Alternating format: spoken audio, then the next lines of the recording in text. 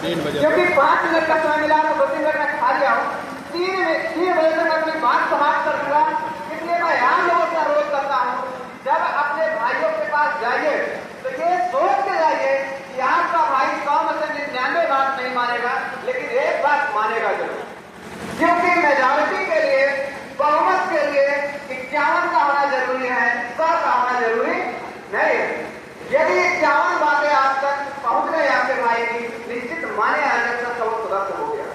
साथियों, तथागत बुद्ध ने अपने अंतिम समय में कहा था, मेरे अनुयायियों, मेरे शिष्यों, आप अकेले होकर के मत मानना, क्योंकि जिस दिन आप अकेले होकर के मरोगे उस दिन ये धर्म समाप्त हो जाएगा।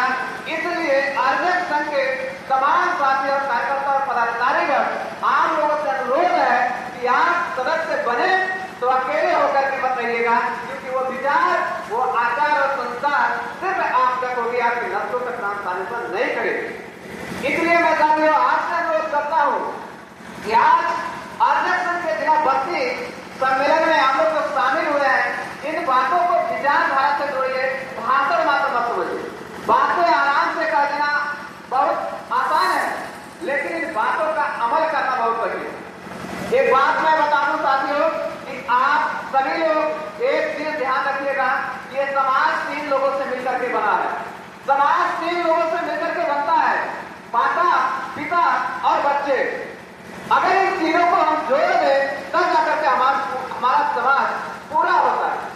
तो मैं एक चीज आपको कहता हूं, अपने महापुरुषों को पढ़िए, अपने बुजुर्गों को पढ़िए, अपने लोगों को जानिए, तब जाकर के आप आर्यक के विचारधारा को समझ सकते हैं और प्रचार और प्रसार कर सकते हैं।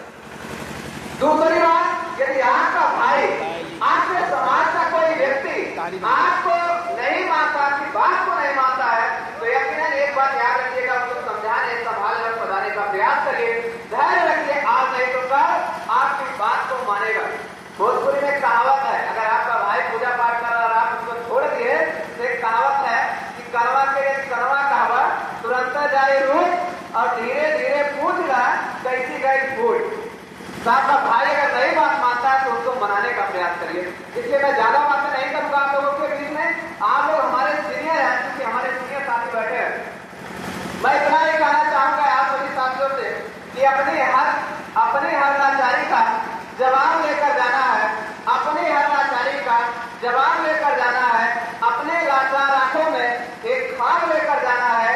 ले जाते हैं जिन मोहल्लों में लोग शराब की बोतलें, कसम खाइए हमें उन मोहल्लों में किताब लेकर जाना। अगर ले जाते हैं तो यकीन मानिए आप आर्यक संघ के सदस्य हैं, और नहीं ले जाते तो यकीन मानिए आप आर्यक संघ के सदस्य नहीं है।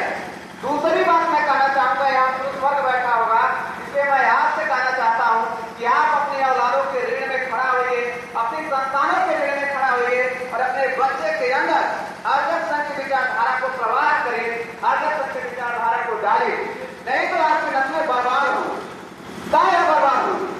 मैं इस मंच का सबसे युवा बेटा इस मंच से बोल रहा हूं, तो यकीन मानिए बाबा साहब के संविधान और आपके महापुरुषों के बलिदान के बदौलत बोल रहा हूं। अच्छा किसी माई के लाल में दम नहीं था, वो मुझे यहाँ तक लाकर के खड़ा कर। इसलिए मैं आप लोगों से कहना चाहूंगा, अपने बच्चों के ऋण में खड़ा होइए और अपनी महिलाओं से जाकर के कहिए कि महिलाएं हमारी आए, और इस मंच में एकमात्र महिला का प्रतिनिधित्व करने वाली हम लोग की बड़ी बहन यहाँ बैठी हैं। मैं चाहता हूँ ये मंच महिला बाहुल्य हो और आपके सहयोग से।